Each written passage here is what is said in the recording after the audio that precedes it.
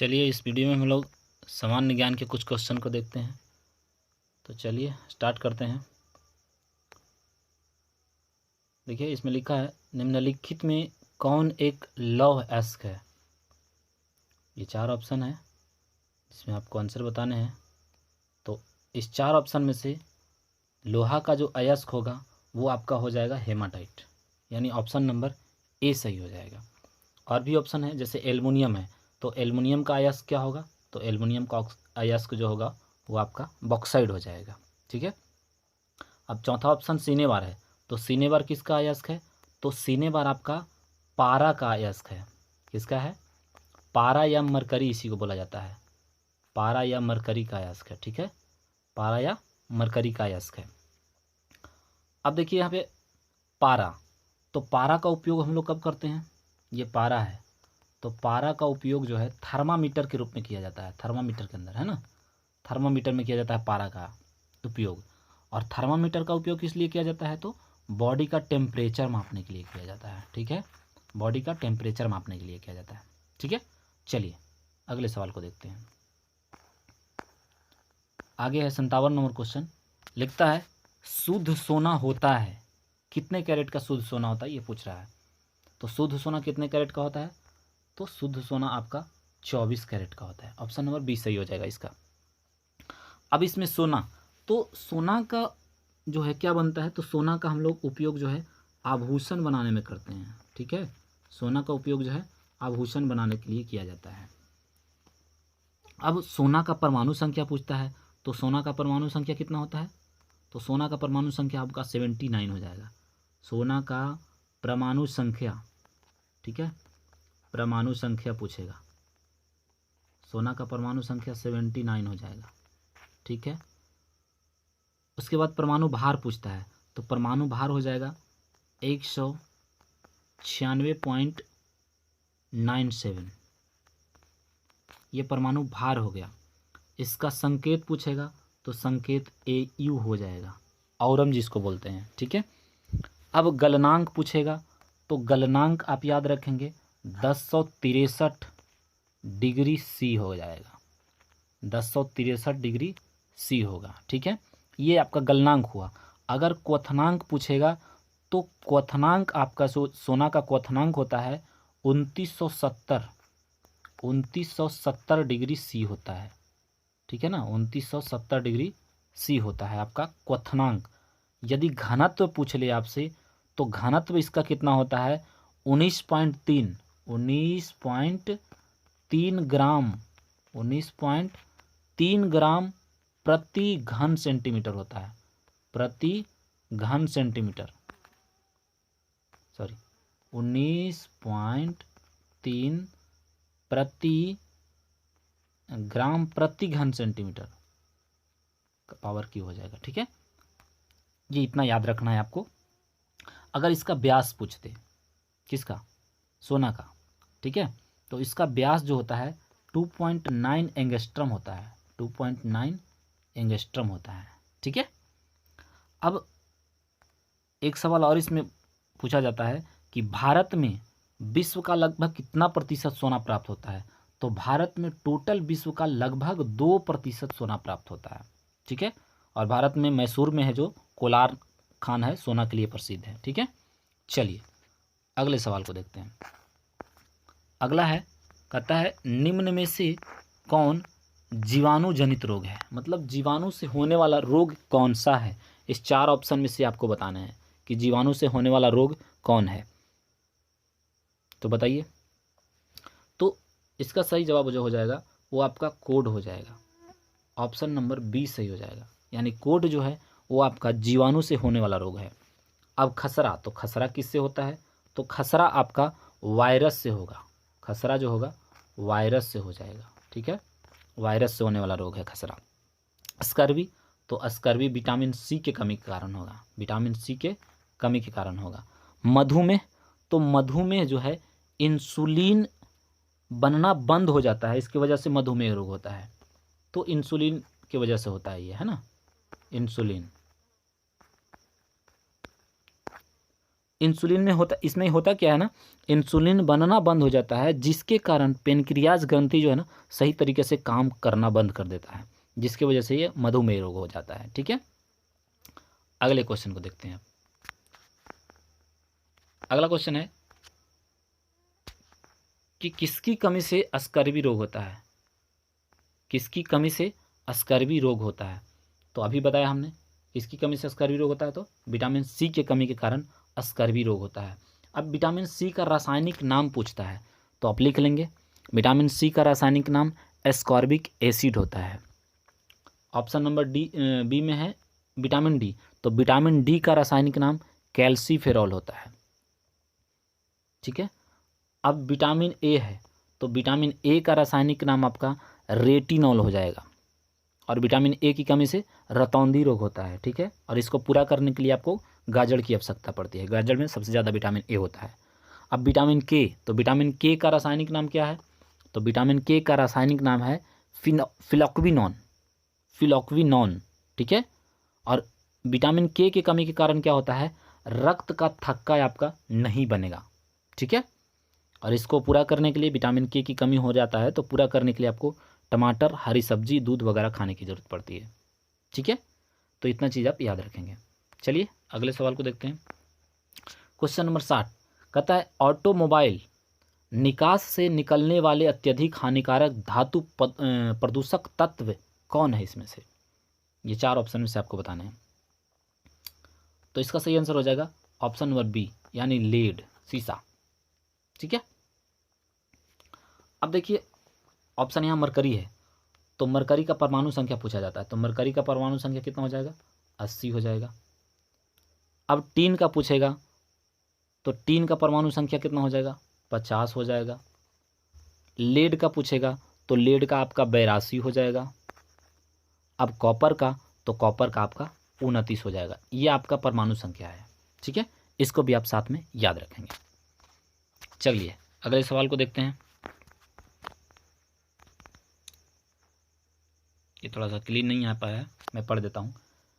ये अगला सवाल 61 नंबर है कि बेंजीन क्या है, गैसीय प्रदूषक है कि द्रवीय प्रदूषक है कि ठोस प्रदूषक है कि उपयुक्त में से सभी हैं, तो बताना है आपको।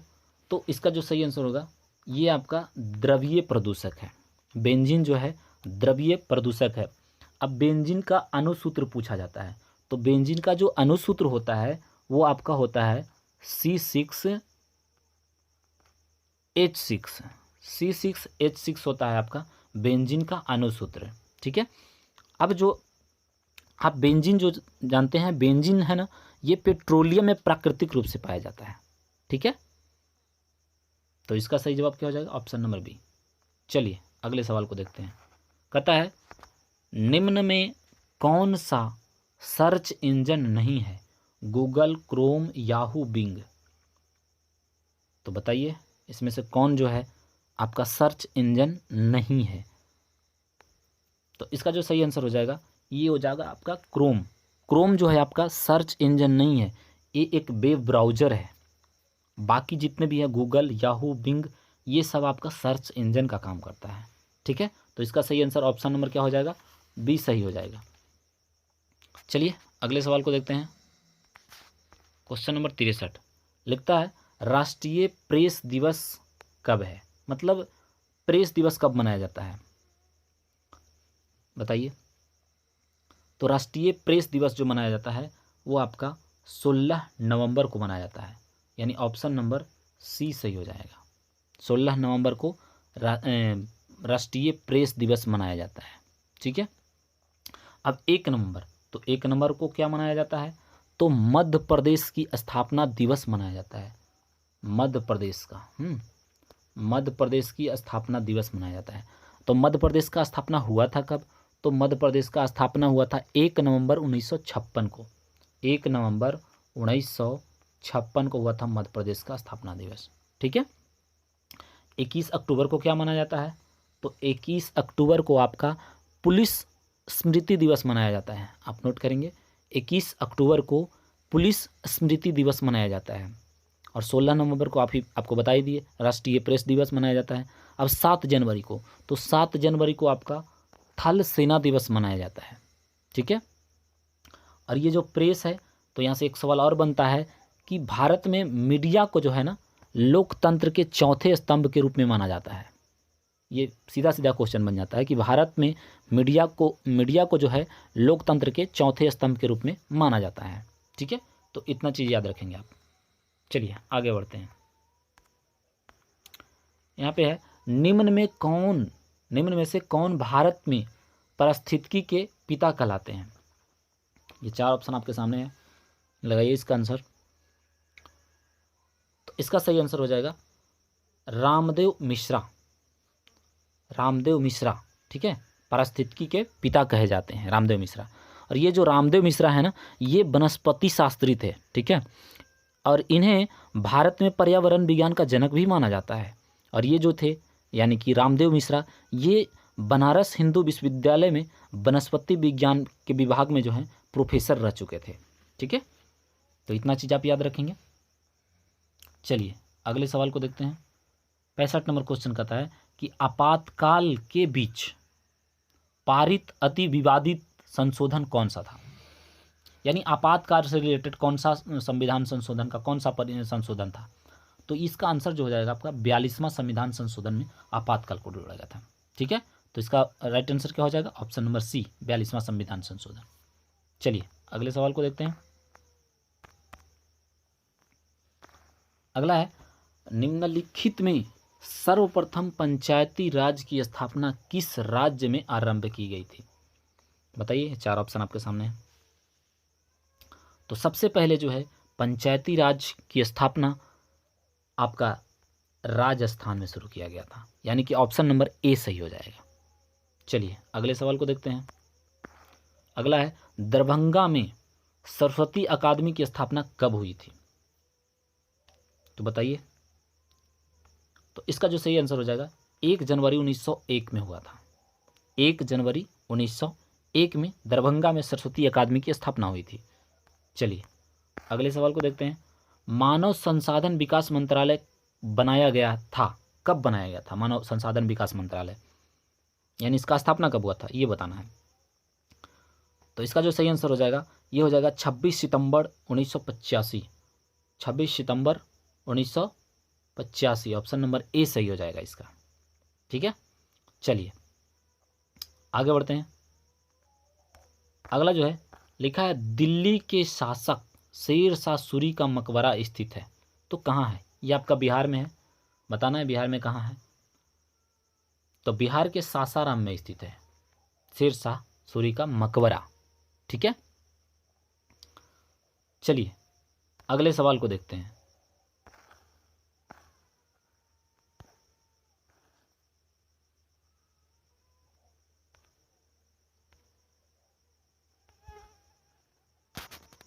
ये 70 नंबर क्वेश्चन। 70 नंबर क्वेश्चन कहता है कि ललित कला अकादमी की स्थापना हुई थी, कब हुई थी। तो बताइए इसका सही जवाब क्या होगा। तो 70 का जो आंसर हो जाएगा ऑप्शन नंबर ए सही हो जाएगा इसका, यानी कि 1954 में हुआ था। 1954 में हुआ था ललित कला अकादमी का स्थापना। ठीक है, चलिए अगले सवाल को देखते हैं। 71 नंबर कहता है भारत की पहली एयर टैक्सी सेवा किस राज्य में आरंभ की गई। तो बताइए 71 का क्या आंसर होगा। तो इसका जो सही जवाब हो जाएगा वो हो जाएगा ऑप्शन नंबर बी, यानी हरियाणा में शुरू किया गया था। ठीक है, हरियाणा में जो है भारत की पहली एयर टैक्सी सेवा शुरू की गई थी। चलिए अगले सवाल को देखते हैं। 72 नंबर क्वेश्चन है, कहता है भारत का पहला चीफ ऑफ डिफेंस स्टाफ कौन है। तो बताइए, इनका हाल ही में निधन भी हो गया है एयर क्रैश में। तो इसका जो सही आंसर हो जाएगा option number D, general Bipin Rawat. चलिए अगले सवाल को देखते हैं। अगला सवाल है भारत में सबसे बड़ा नदी बेसिन कौन सा है। बताइए इसका आंसर क्या होगा। तो इसका जो सही आंसर हो जाएगा वो हो जाएगा ऑप्शन नंबर ए सही हो जाएगा, यानी गंगा बेसिन। कौन सा हो जाएगा, तो गंगा बेसिन हो जाएगा। ठीक है, आगे बढ़ते हैं। 74 नंबर क्वेश्चन है, भारत में चावल का सबसे बड़ा उत्पादक राज्य कौन सा है? तो भारत में चावल का सबसे बड़ा उत्पादक राज्य पश्चिम बंगाल अपना है। ठीक है, अगला क्वेश्चन, आवृत्ति की इकाई क्या है? तो आवृत्ति का इकाई क्या है? HZ यानी हर्ट्ज। आगे, हॉर्स पावर बराबर होता है, मतलब एक हॉर्स पावर बराबर कितना वाट होता है? तो एक हॉर्स पावर बराबर आपका 746 वाट होता है, यानी इस क्वेश्चन का ऑप्शन नंबर बी सही हो जाएगा। अगले सवाल को देखते हैं। लिखता है, हाल ही में किसे भारत का मुख्य न्यायाधीश नियुक्त किया गया है? यह आपका 2020 के अनुसार पूछा जा रहा है। तो 2020 के अनुसार क्या जवाब हो जाएगा? 2020 के अनुसार तो रमना NV थे, यानी इसका सी ऑप्शन सही हो जाएगा। लेकिन अगर वर्तमान में पूछा जाए तो वर्तमान में रंजन गोगोई है। वर्तमान में कौन है? रंजन गोगोई, यानी 22 के अनुसार रंजन गोगोई। ठीक है, रंजन गोगोई हो जाएगा अभी वर्तमान में फिलहाल। चलिए अगले सवाल को देखते हैं। कहता है, कैटेगरी 1 में किस राज्य ने ई पंचायत पुरस्कार जीता है? तो बताना है आपको इसका सही जवाब क्या होगा। तो इसका जो सही आंसर हो जाएगा वो आपका हो जाएगा ऑप्शन नंबर डी, यानी उत्तर प्रदेश। ठीक है, ये 2020 के अनुसार है। चलिए अगले सवाल को देखते हैं।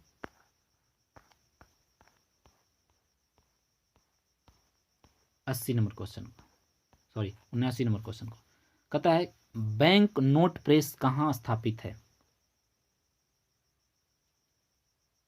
तो इसका जो सही आंसर हो जाएगा ऑप्शन नंबर सी, यानी देवास में है। बैंक नोट प्रेस कहाँ है? देवास में स्थित है। आगे लिखता है, कौन से महान पुरुष का जन्म दिवस राष्ट्रीय शिक्षा दिवस के रूप में मनाया जाता है?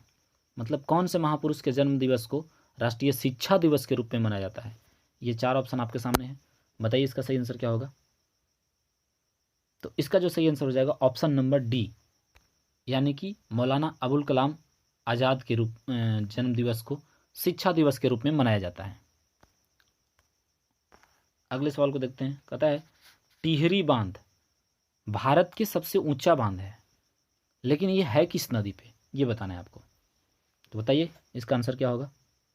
तो इसका जो सही आंसर हो जाएगा 21 का सी हो जाएगा, यानी भागीरथी नदी पर है। टिहरी बांध किस नदी पे है? भागीरथी नदी पे है। चलिए आगे देखते हैं। लिखता है, चिपको आंदोलन के प्रणेता कौन थे? तो इसका जो सही आंसर हो जाएगा Sundarlal Bahuguna, option C answer सही हो जाएगा। आगे लिखता है, प्रोग्रामिंग में PHP क्या है? तो इसका जो सही आंसर हो जाएगा सामान्य उद्देश्य प्रोग्रामिंग भाषा है, ऑप्शन ए सही हो जाएगा। आगे 84 नंबर क्वेश्चन को देखते हैं। लिखता है, कंप्यूटर साक्षरता दिवस कब मनाया जाता है? तो इसका जो सही आंसर हो जाएगा ऑप्शन नंबर डी, 2 दिसंबर को कंप्यूटर साक्षरता दिवस मनाया जाता है। अगले सवाल को देखते हैं। क्वेश्चन नंबर 85, हिंदी कविता के लिए वर्ष 2020 का राष्ट्रीय साहित्य अकादमी पुरस्कार किस प्रथम महिला कवियत्री ने जीता था? तो ये तो 2020 के अनुसार है। 2020 के अनुसार इसका सही आंसर हो जाएगा ऑप्शन नंबर सी, यानी अनामिका ने जीता था।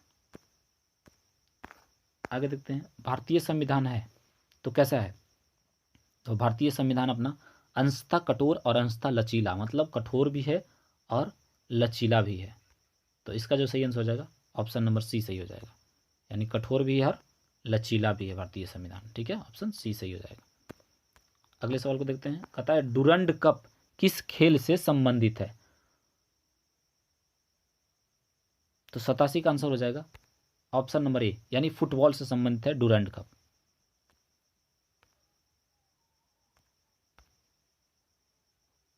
अगले सवाल को देखते हैं।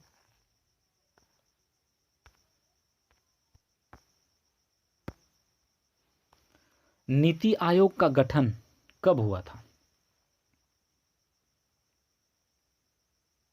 तो इसका जो सही आंसर हो जाएगा 1 जनवरी 2015 को नीति आयोग का गठन हुआ था।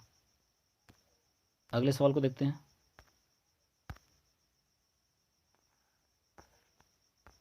कहता है पीएनआर 381 एक उन्नत किस्म है किसका? चावल का, धान का, दाल का, इनमें से कोई नहीं। तो बताइए इसका क्या आंसर होगा? तो 89 का आंसर हो जाएगा ऑप्शन नंबर ए, यानी चावल का ये उन्नत किस्म है। ठीक है, अगले सवाल को देखते हैं। लिखता है भैंस की सबसे सुमुंतम नस्ल कौन सा? सबसे अच्छा नस्ल कौन सा माना जाता है भैंस का? तो बताइए इसका क्या आंसर होगा? तो इसका जो सही जवाब होगा मुर्रा। मुर्रा एक भैंस की प्रजाति है जो सबसे अच्छी भैंस की प्रजाति मानी जाती है। आगे है विश्व kabaddi world cup circle style 2020 का विजेता कौन है? 2020 के अनुसार बताना है। तो 2020 के अनुसार इसका आंसर हो जाएगा सी, पाकिस्तान। आगे देखिए, कहता है नोबेल विश्व शांति अवार्ड 2020 किस संस्था को प्राप्त हुआ था? तो इसका सही आंसर हो जाएगा ऑप्शन नंबर सी, WHP को। ठीक है, आगे कहता है बिहार के शिक्षा मंत्री कौन हैं वर्तमान में? ये 2020 के अनुसार पूछा है, तो 2020 के अनुसार तो फिलहाल इसका आंसर बी हो जाएगा, लेकिन अगर वर्तमान में पूछा है तो वर्तमान में इसका आंसर क्या होगा? तो विजय कुमार चौधरी हो जाएगा। यानी कि वर्तमान में अभी 2022 में पूछेगा तो विजय कुमार चौधरी आंसर हो जाएगा इसका। ठीक है, आगे देखते हैं। बिहार के साहित्यकार हैं, ये 3 ऑप्शन दिया है, 4 ऑप्शन, इसमें से कौन बिहार के साहित्यकार थे? रामधारी से दिनकर, गोपाल सिंह नेपाली, पंडित राम अवतार शर्मा, या फिर तीनों थे? तो 94 का आंसर क्या हो जाएगा? ऑप्शन नंबर डी, यानी ये तीनों थे। ठीक है ना, ये भी बिहार के थे, ये भी बिहार के, ये भी बिहार के, मतलब ये तीनों आंसर सही हो जाएगा।